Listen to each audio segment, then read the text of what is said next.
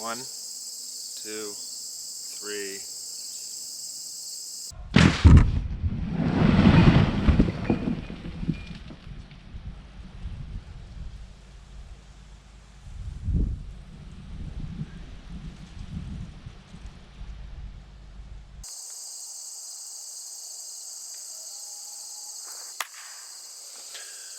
Well, good morning. Welcome back to Building a House from Trees, and welcome to Season 8. I was hoping to start this season with a bang, and I had some leftover dynamite footage from the commercial job that Seth and I finished in July up on Sunday River, up in Bethel, Maine.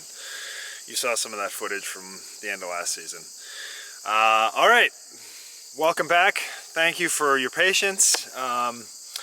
I'm hoping to have a more steady supply of videos coming out, but we'll see. I'm working really hard on the house now, and it is amazing how much time editing and all that stuff takes to kind of get these videos put together.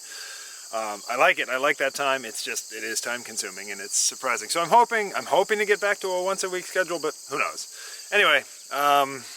This week, it's stuff from kind of all the summer. It's basically starting electric, and then starting to wire each room, and then kind of finishing the dooryard, getting the driveway ready, and the pea stone in the garage and stuff. So I got some footage from a little bit of electric, a little bit of site work, and a couple pictures from the old days. It's coming along. The outdoor shower has been absolutely bumping this summer. It's been glorious, 5 times a day. Work, come out, shower, weed the garden. Perfect. Yeah, so the house is coming together. It's just like, yeah, I'm pulling electric. That's been a really fun puzzle. I got a friend coming tomorrow to confirm whether or not it's going to work, and I think I've done pretty well, but we'll see. I'm excited to see his take on it, and I'm starting to run some HVAC and get everything I need before insulation. Dense back cellulose gets done. And that's going to be happening hopefully within a month, hopefully less than a month. I'm going to be working with a woman, Ace, Nicole from Ace Insulation. So I'm excited about that. And then there'll be sheetrock. I'm paying somebody to do that. I'm terrible at it. I'm slow. It looks like garbage when I do it. So there's kind of a no-brainer. So, all right. It's going to be a good season. It's going to be kind of a whirlwind. It's going to be exciting. This is all I'm doing now. I am ostensibly retired from carpentry for a while, and I intend to just be working here. And I've got a rough ballpark of moving in around Thanksgiving. That's what I'm telling people. I don't know if that's true. I don't know if that's possible. I think it's pretty close, but we'll see. Stuff happens, so we'll see. We'll see what comes of it. And either way, thank you for watching. Thank you for tuning in. Thank you for all the positivity, the kind comments from around the world. And yeah, I'm glad you're here. All right. Au revoir, Shoshana.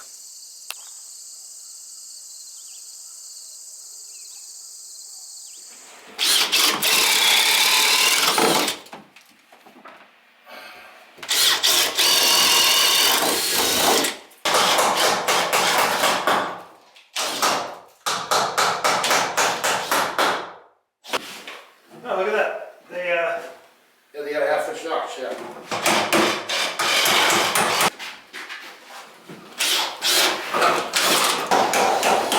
Back down, just because you use a solid frame here. I mean, we could do a drill around the corner, but that's only a pin the balls to get the wire through.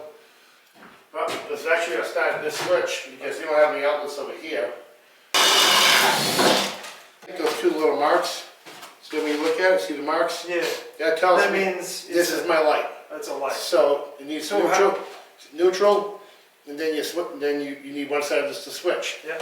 Where these are not marked, Yeah. these are just featured, black to black, white to white. Okay. So this is my switch leg, and I know I got to put a pigtail off of those 2 for a common power for here. So you're putting the pigtail off of this one, right? Off of both of them. Because you got your power in, power out, you need constant power going through, correct? Of course. So I'll put these 2 down the same hole. I'll know this is my feed in and feed out, line in, line out. So you can put them in the same hole? Yep. Yeah. That's code? Yeah, absolutely. And you can staple those back and manage them any way you like. Yeah. So You want to see the splicing procedure? why not come out of a different hole with these? Is it just going to be easier? When everything rolls in afterwards, I like to feed everything either from the top or bottom. So when you Yep. roll your extra wires in, they roll neatly, but they come in from both ways trying to flip everything in. Yeah, right. So you have to kind of shove it.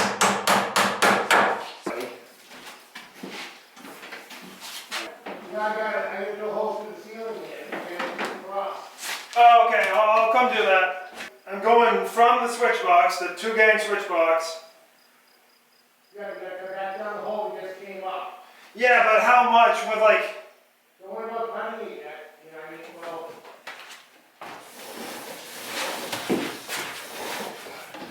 And does this have to run? This doesn't have to run back to the panel, right? No. No, that's the beauty of the 3 wires. Yep, The neutral is what runs it back to the panel. yeah, your neutrals, your return, your grounds, your safety. Yep. And this is the end of your circuit. Okay. So let me just explain to you what I think needs to happen. Okay. Are you good with that? Go for it. All right. And you can show me how. So I'm gonna. Well, I guess it's a little bit. Well, I'm gonna combine all my grounds. Yep. All of them, and I'm going to save 2. Do I need any pigtail between the 2? Needed 1 for or 2. Need 2. Yeah. One ground for you. Hold on a second. Let's make it bare. Yeah. Really easy. Because we already have a neutral on the ground running through our constant feed. We don't need this neutral. We don't need this ground. Okay? Take care of both, and this is that one. I got you. Yeah. Got it? Rock and roll. Yep. So going in. Just think about how much do you need in the box. Yeah, I mean a tiny amount. Well, I would leave about 8 inches. Okay. Strip off about 8 inches, and then stick it in the box. Then if you do that, then you have plenty to work with inside the box, Yeah. and you still have plenty outside the staple. It's funny. I can read about this all day, but until somebody's here. And you actually do it. Yeah, I'm the same way. Yeah. Being a mechanic, forget it. Making sure they're all tucked nice in the back of the box. Yep. All right. Slick. Right on. All right, man. Well, you're good. I think I'm good. If you have any questions, The house will be burned down in no time. no. Well, as you can see, I've gotten some wiring done. I had some help from my friend and neighbor Steve up the road. He came down and spent 3 hours with me wiring the master bedroom here, and it's great. I learned a ton from him. He used to do this all the time. It was a profession of his. So yeah, it was fun. I think that footage will be on here somewhere. Now I'm going to work on painting the timbers with linseed oil, and I think that's going to be extremely satisfying and really pleasing. Get them protected. I realized that I kind of need to do this before I do all the wiring because it's just going to be a lot cleaner. So, all right, I'll see if I can capture the beautiful transformation on film. Hopefully. All right.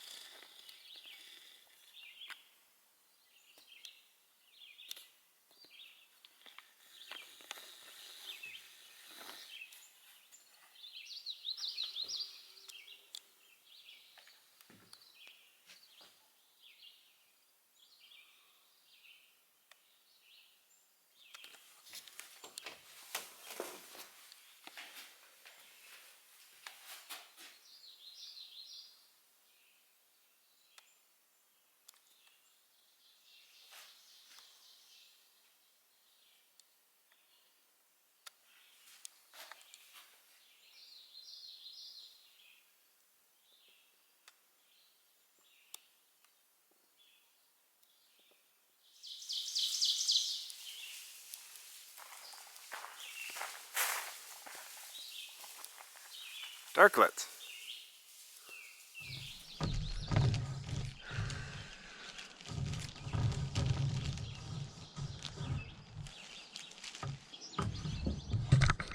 Well, I guess that's a good way to spool out the wire if you don't have one of those wire rollers. So they're right on there, and then that way I can pull it through this door and then down through all the holes and then run it around this room, which is the office.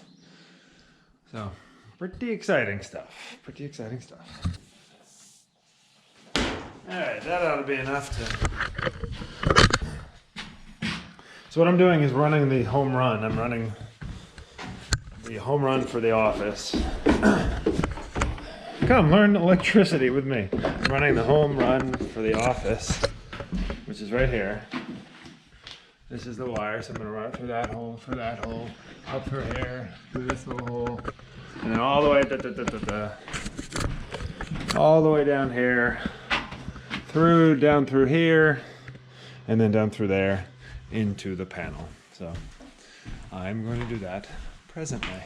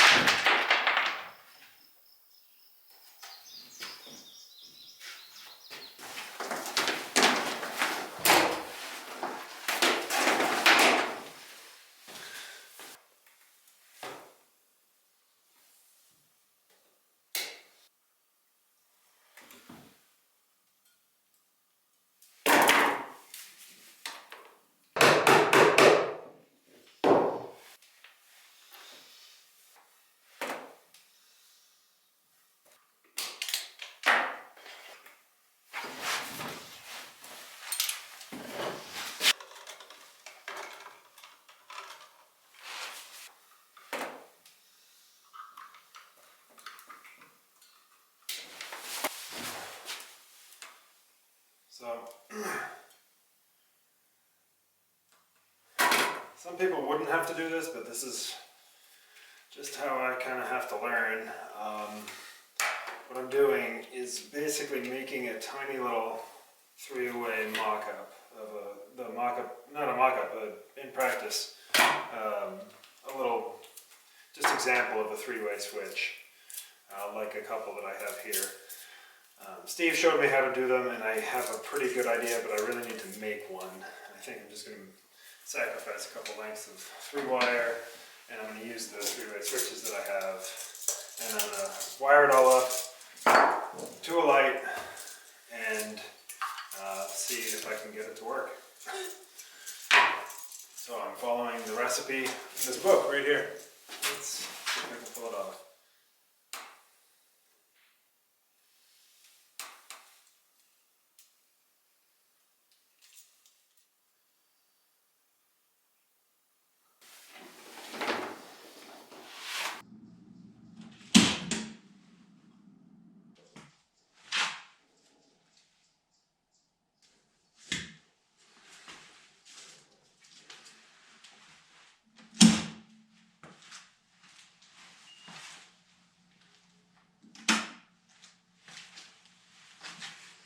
Nice, that's a good sign.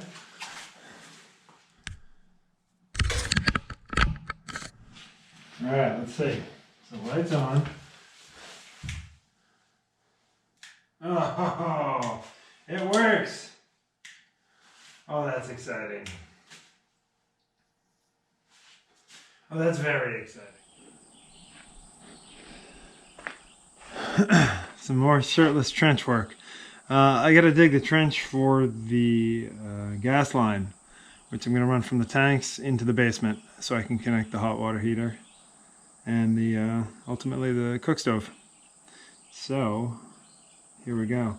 Tried to get down here and do it before it's too hot, but I just got into a million other things, and I wouldn't quite call it too hot, but it's awful close to too hot. Fortunately, I got the shade of the portico. Boy, indoor outdoor space is really lovely. All right, let's switch you over to time lapse.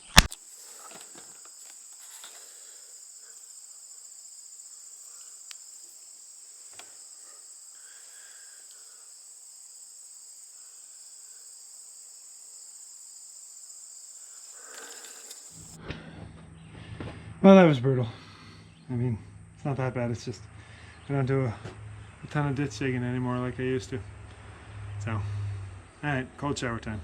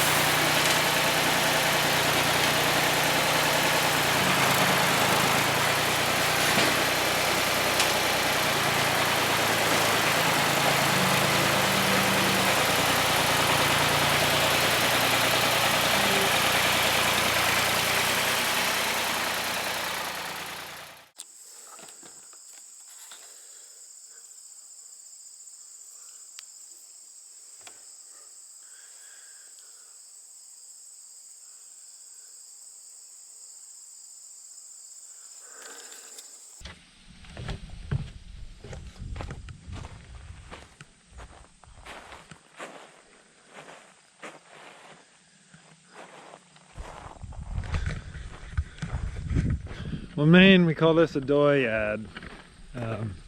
So I got 3/4 minus gravel delivered expertly by Bill Murch, once again. Thank you, Bill. and some pea stone for the portico there. And I'm gonna see, I'm gonna compact this gravel now, and I'm gonna see if I can compact the pea stone at least a little bit. I might wet it down and run over that. I borrowed from my friend Derek. Thank you, Derek the mason. Fine mason. I borrowed from him this old whacker. Just a whacker, actually, no whack. You may remember this from season 1.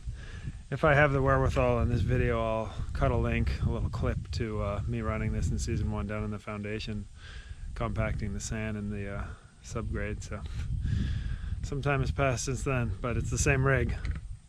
So I'm gonna run that now for a while and get a little workout. My back is tired from all that shoveling. Who would have thought?